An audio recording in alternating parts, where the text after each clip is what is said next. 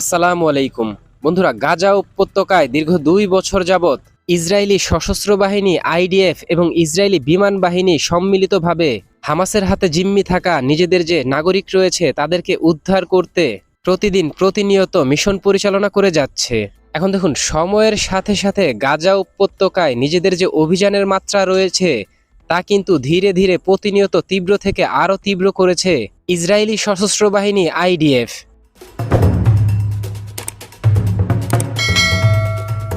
বন্ধুরা, ইসরায়েলি অভিযানের ভয়াবহতা বা তীব্রতা এতটাই ছিল যেই অভিযানে গাজা উপত্যকায় যে সাধারণ মানুষ রয়েছে তাদের কিন্তু ব্যাপক ক্ষয়ক্ষতি হয়েছে এবং গাজা উপত্যকা এক প্রকার ধ্বংসস্তূপে পরিণত হয়েছে। যে বিষয়টিকে কেন্দ্র করে আন্তর্জাতিক বিশ্লেষকরা বলছেন, ফিলিস্তিনের গাজা উপত্যকা এখন আর কোনো মানুষের বসবাসযোগ্য নয় বা মানুষের বাসযোগ্য কোনো স্থান বা শহর নয়।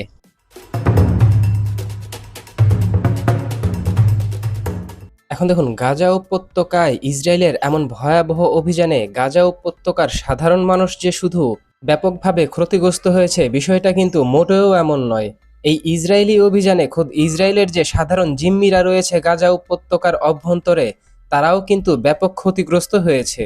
যে বিষয়টিকে কেন্দ্র করে গত ৩ দিন যাবৎ গাজা উপত্যকায় আর যেন ইসরায়েল কোনো ধরনের অভিযান পরিচালনা না করে এবং দ্রুত সময়ের মধ্যে হামাসের সাথে জিম্মি মুক্তি চুক্তি করে ইসরায়েলের যে সাধারণ মানুষ জিম্মি রয়েছে হামাসের হাতে তাদেরকে উদ্ধার করার জন্য ব্যাপক আন্দোলন করে যাচ্ছে হামাসের হাতে জিম্মি থাকা পরিবারগুলোর সদস্যরা।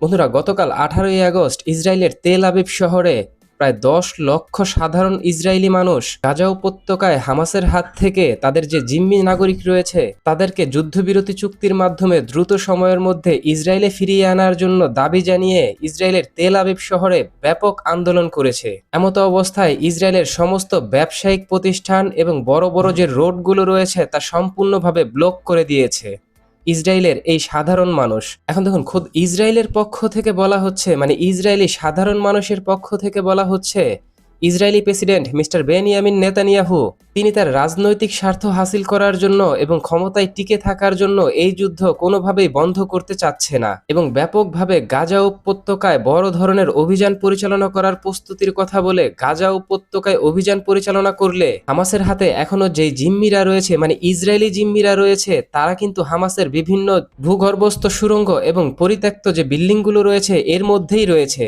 এখন যদি ইসরায়েলের পক্ষ থেকে ব্যাপক মাত্রায় অভিযান পরিচালনা করা হয় তাহলে তারা যারা জীবিত আছে তারাও এখন হয়তো আর নিষ্ক্রিয় হয়ে যাবে। গুরুত্বপূর্ণ এই বিষয়টিকে কেন্দ্র করে ইসরায়েলের সাধারণ মানুষ, মানে বিক্ষোভরত সাধারণ মানুষের এখন একটাই দাবি, খুব দ্রুত সময়ের মাঝে হামাসের সাথে একটি যুদ্ধবিরতি চুক্তি করতে হবে।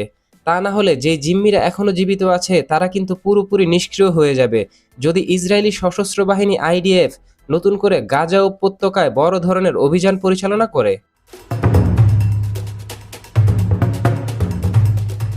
বন্ধুরা, গত সপ্তাহে কাতারের মধ্যস্থতায় ইসরায়েলি মোসাদ প্রধান এবং হামাসের উচ্চপদস্থ কর্মকর্তারা নতুন করে 60 দিনের জন্য যুদ্ধবিরতি চুক্তির জন্য ব্যাপক আলোচনা করেছে এবং তখন ইসরায়েলের পক্ষ থেকে হামাসের কাছে প্রস্তাব করা হয় নতুন করে 60 দিনের জন্য যুদ্ধবিরতি চুক্তি করার জন্য। এখন দেখুন, ওই সময় ইসরায়েলের পক্ষ থেকে হামাসকে প্রস্তাব দেওয়া হয় আপাতত 60 দিনের জন্য গাজা উপত্যকায় ইসরায়েলি সশস্ত্র বাহিনী কোনো ধরনের অভিযান পরিচালনা করবে না, পাশাপাশি জাতিসংঘ এবং হিউম্যান রাইটসের তত্ত্বাবধানে গাজা উপত্যকায় বিপুল পরিমাণ খাদ্য সামগ্রী সহ অত্যন্ত জরুরি যেসব পণ্য রয়েছে তা প্রবেশ করার অনুমতি দিবে ইসরায়েল। পাশাপাশি ইসরায়েলের পক্ষ থেকে ওই প্রস্তাবে হামাসকে বলা হয়েছে দীর্ঘমেয়াদী যুদ্ধবিরতি চুক্তির অধীনে হামাসকে ধীরে ধীরে নিরস্ত্রকরণ করা হবে, মানে নিজেদের অস্ত্র জমা দিতে হবে হামাসের, এবং হামাসের হাতে বন্দী থাকা ইসরায়েলের যে সাধারণ নাগরিক রয়েছে তাদেরকে এই যুদ্ধবিরতি চুক্তি চলাকালীন সময়ের মধ্যে ধাপে ধাপে ফেরত দিতে হবে ইসরায়েলে।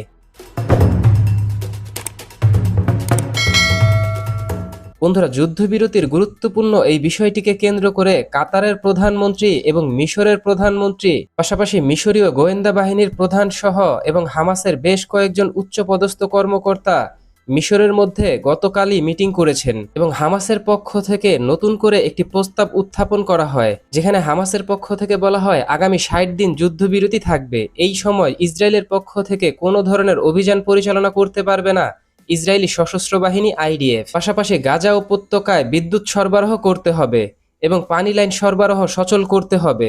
এছাড়াও খুব দ্রুত সময়ের মধ্যে গাজা উপত্যকায় জাতিসংঘ এবং হিউম্যান রাইটসের অধীনে দ্রুত সময়ের মধ্যে খাবার পৌঁছে দিতে হবে অত্যন্ত নিত্য প্রয়োজনীয় জরুরি যেসব পণ্য রয়েছে। এবং গাজা উপত্যকায় উদ্ধার অভিযান পরিচালনা করার জন্য যেই ধরনের হেভি মেশিনারির প্রয়োজন তা দ্রুত সময়ের মধ্যে গাজা উপত্যকায় প্রবেশ করতে দিতে হবে, যা দিয়ে গাজা উপত্যকায় হামাস সহ অন্যান্য মানবাধিকার সংস্থাগুলো গাজা উপত্যকায় উদ্ধার অভিযান পরিচালনা করবে।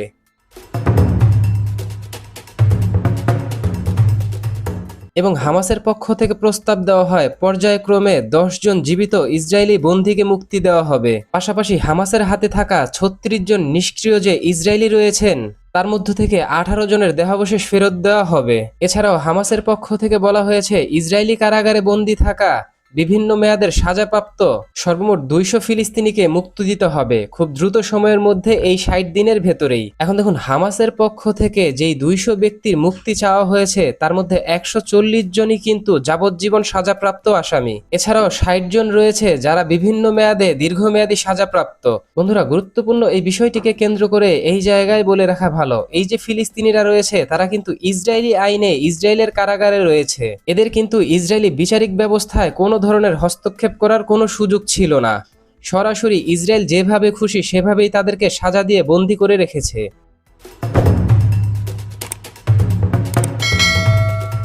এখন দেখুন, ইসরায়েল যে প্রস্তাব দিয়েছিল ওই প্রস্তাবে বলা হয়েছিল হামাসকে দ্রুত সময়ের মধ্যে নিজেদের অস্ত্র জমা দিতে হবে এবং হামাসকে আত্মসমর্পণ করতে হবে, যেই বিষয়টি কিন্তু পুরোপুরি অস্বীকার করেছে হামাস। এবং হামাসের পক্ষ থেকে বলা হয়েছে যতদিন অবধি দ্বিরাষ্ট্রিক সমাধান অথবা ফিলিস্তিনি না প্রতিষ্ঠিত হবে, মানে স্বাধীন ফিলিস্তিনি না প্রতিষ্ঠিত হবে, ততদিন পর্যন্ত এই হামাসের আন্দোলন কোনোভাবেই থামবে না। তাই হামাসের পক্ষ থেকে অস্ত্র জমা দেয়া এবং ধাপে ধাপে ইসরায়েলের কাছে আত্মসমর্পণ করা এই বিষয়টা কিন্তু সরাসরি নাকচ করে দিয়েছে হামাসের ঊর্ধ্বতন কর্মকর্তারা।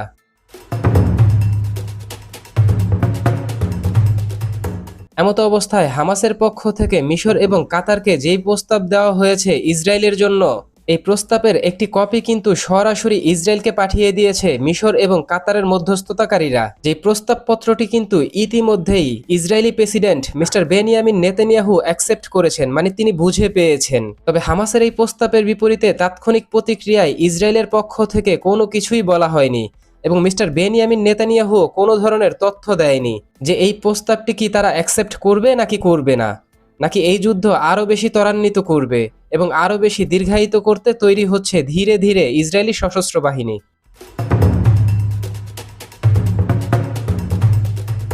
এখন দেখুন, তাৎক্ষণিক প্রতিক্রিয়ায় ইসরায়েলের যে আন্দোলনরত সাধারণ মানুষ রয়েছে তারা কিন্তু চাইছে খুব দ্রুত সময়ের মধ্যে ইসরায়েলের প্রধানমন্ত্রী মিস্টার বেনিয়ামিন নেতানিয়াহু খুব দ্রুত সময়ের মাঝে যেন এই যুদ্ধবিরতি চুক্তিটি কার্যকর করেন এবং গাজা উপত্যকায় যেন দীর্ঘমেয়াদী একটি যুদ্ধবিরতি চুক্তি হয় সেই দিকে যেন তারা অগ্রসর হন। কেননা আন্দোলনকারীরা আশঙ্কা করছে গাজা উপত্যকায় এখনো যতজন জীবিত ইসরায়েলি রয়েছে তারাও কিন্তু আর ফিরতে পারবে না যদি ইসরায়েল ব্যাপক মাত্রায় গাজা উপত্যকায় অভিযান পরিচালনা শুরু করে। এখন দেখুন, এইটা কিন্তু এখন ইসরায়েলি সাধারণ 2-1 মানুষের চাওয়া নয়, এটা এখন ইসরায়েলের জাতীয় চাওয়ায় পরিণত হয়েছে। কেননা ইসরায়েলে এই 2 দিনে প্রায় 10 লক্ষ ইসরায়েলি সাধারণ জনগণ আন্দোলনে যোগ দিয়েছে এবং সময়ের সাথে সাথে এই আন্দোলনে আরও বেশি মানুষ যোগ দিচ্ছে।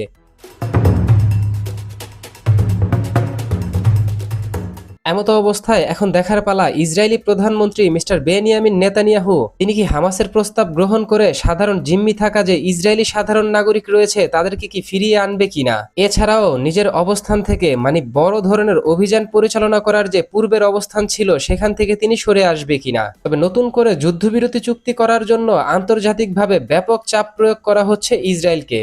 পাশাপাশি অভ্যন্তরীণ এবং রাজনৈতিকভাবে দুইভাবেই কিন্তু ইসরায়েলের প্রধানমন্ত্রী মিস্টার বেনিয়ামিন নেতানিয়াহুর উপর ব্যাপক চাপ বৃদ্ধি পাচ্ছে।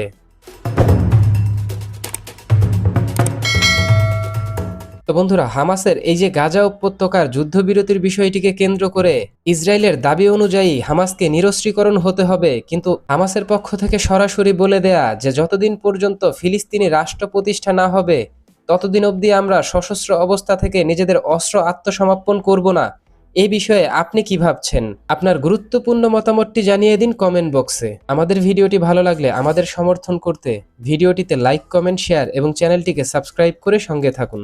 ধন্যবাদ।